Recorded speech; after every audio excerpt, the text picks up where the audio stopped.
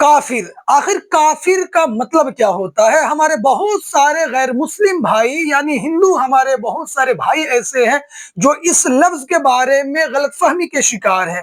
جب بھی کافر لفظ بولا جاتا ہے وہ یہ سمجھتے ہیں کہ اسلام میں یا قرآن میں دیکھو ہم لوگوں کو کافر کہا جاتا ہے، بہت ہی کوئی گھٹیا شبد یا اپمان جنک شبد یا گالی کے طور پہ اس لفظ کو سمجھتے ہیں۔ آئیے ہم اس ویڈیو میں جاننے کی کوشش کرتے ہیں کہ آخر کافر کا مطلب اور معنی کیا ہوتا ہے، تاکہ ہمارے اور غیر مسلم بھائی کے درمیان جو بہت بڑی خلیج ہے، ایک دیوار کی طرح اور غلط فہمی کے شکار ہے، وہ دیوار ختم ہو جائے، ٹوٹ جائے۔ کافر کا مطلب ہوتا ہے، عربی زبان کا ورڈ ہے جس کا مطلب ہوتا ہے انکار کرنے والا یا نہ ماننے والا۔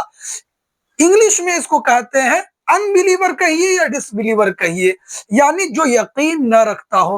اسی کا اپوزٹ ورڈ ہے مومن، یعنی جو ایک اللہ کی عبادت کرتا ہو، ایک اللہ میں وشواس رکھتا ہو اور پروفیٹ محمد صلی اللہ علیہ وسلم کو آخری پیغمبر، آخری نبی مانتا ہو، اسے مومن کہا جاتا ہے۔ ٹھیک اسی کے الٹا جو ایک اللہ کو نہ مانے یا ایک اللہ کی صرف پرستش نہ کرے اور پروفیٹ محمد صلی اللہ علیہ وسلم کو آخری پیغمبر نہ مانے، اسے کافر کہا جاتا ہے۔ جیسا کہ میں نے بتلایا کہ کافر کا مطلب ہوتا ہے انکار کرنے والا، نہ ماننے والا۔ یہ ایک دھارمک ٹرم ہے، اصطلاح ہے جو غیر مسلمانوں کے لیے، جو مسلمان نہیں ہے ان کے لیے استعمال کیا جاتا ہے۔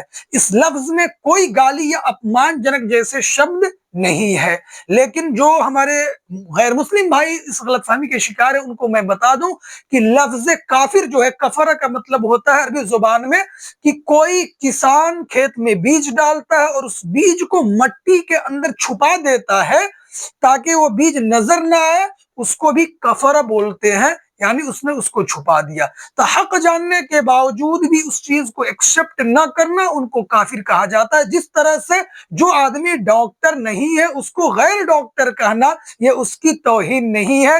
اسی طرح سے عیسائی ریلیجن کو فالو کرنے والے لوگوں کو، عیسیٰ علیہ السلام کو فالو کرنے والے لوگوں کو عیسائی کہا جاتا ہے، یہودی کمیونٹی ہے۔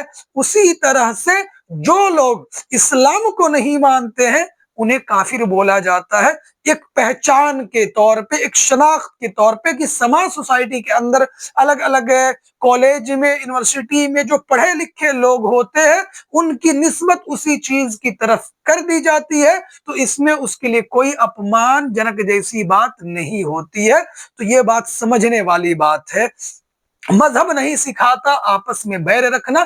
مذہب اسلام اس بات کی تعلیم دیتا ہے کہ بھلے سے اسلام کے اندر مورتی پوجا بہت بڑا گناہ ہے، لیکن پھر بھی مذہب اسلام اس بات کی تعلیم دیتا ہے، یہ سکھاتا ہے۔ قرآن میں اللہ تعالیٰ نے حکم دیا ہے کہ غیر مسلم لوگ جو جن دیوی دیوتاؤں کی پرستش کرتے ہیں، پوجا کرتے ہیں، بھلے سے مورتی پوجا اسلام کے اندر منع ہے، پھر بھی تم ان کے دیوی دیوتاؤں کو، ان کے معبودوں کو برا بھلا مت کہو، گالی مت دو۔ یہ اسلام جو ہے رواداری سکھلاتا ہے۔ اسلام کہتا ہے کہ دنیا کے جتنے بھی انسان ہیں سب ایک نر اور ناری سے پیدا ہوئے ہیں، یعنی سب آدم اور حوا کے سنتان ہیں، اس لیے انسانیت کے ناطے سب ایک دوسرے کے انسانی بھائی بھائی ہے، تو بھائی چارہ بنا کے رکھنا چاہیے، پیار محبت کے ساتھ رہنا چاہیے۔